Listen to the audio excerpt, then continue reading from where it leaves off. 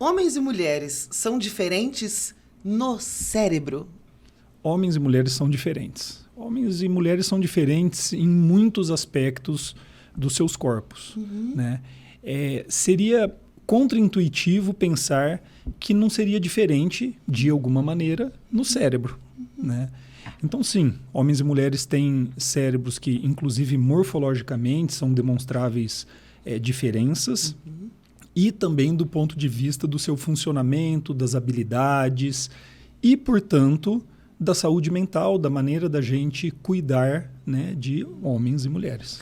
Como psiquiatra, o senhor já viu muitos e muitos cérebros. Eu queria saber assim, se olhando para o cérebro, a gente consegue detectar essas diferenças ou se essas diferenças morfológicas são mais profundas. Assim, tipo, não dá para ver a olho nu. Esse é um cérebro masculino, esse é o cérebro feminino. Não dá para ver a olho nu essas diferenças. Essas diferenças são, na verdade, sutis. Né? E são, apesar de existir realmente diferenças morfológicas e com técnicas especiais você consegue mensurar isso, as diferenças até mais importantes são do ponto de vista funcional, realmente. Tá certo?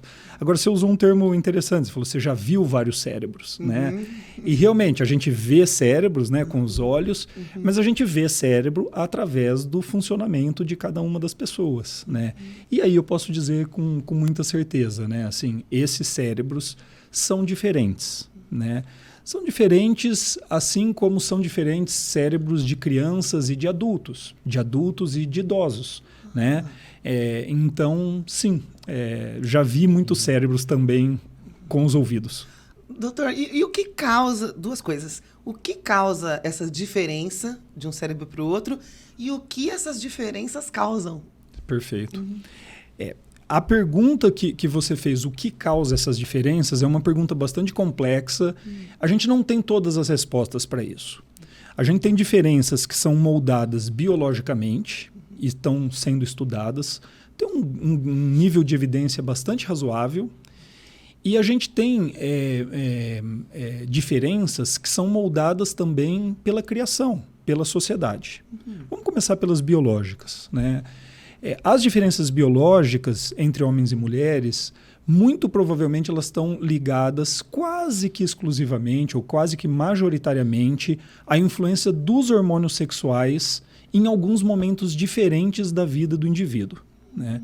Então, existe um primeiro momento em que os hormônios sexuais têm um efeito organizacional no cérebro, organizador. É quando ali o bebê está ainda na barriga da mãe, né?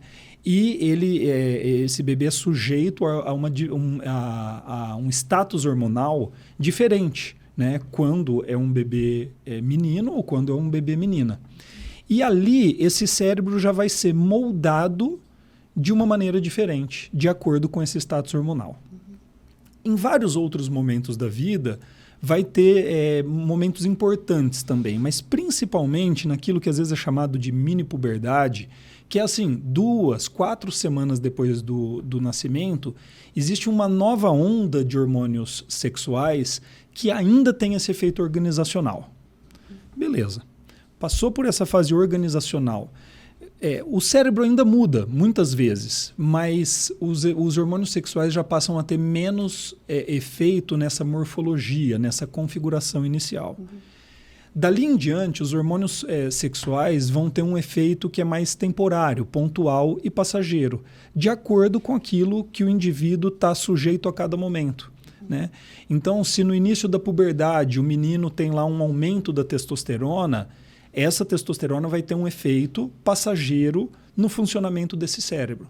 Se depois, na vida adulta, a mulher vai estar sujeita a oscilações hormonais por causa do período menstrual, ela também vai ter alterações no funcionamento cognitivo, de processamento de emoções, que são pontuais, de acordo com essa oscilação hormonal de estrogênio, progesterona, testosterona, né? Então, muito provavelmente, esse é o principal caminho porque homens e mulheres são diferentes do ponto de vista biológico. Agora, também, a gente não poderia ser ingênuo de achar que a maneira como nós criamos nossos filhos, né, e o olhar que nós temos sobre eles não molde também o próprio cérebro e, muito mais ainda, o comportamento dessas crianças, né? Isso desde muito pequeno.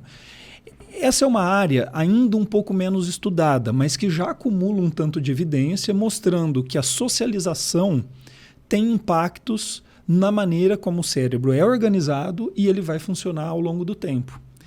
E, além do mais, tem uma outra questão quando a gente fala de gênero também, que, num determinado momento, passa a ser importante como que a pessoa enxerga o seu papel na sociedade enquanto seu gênero. E isso também molda o seu comportamento, né?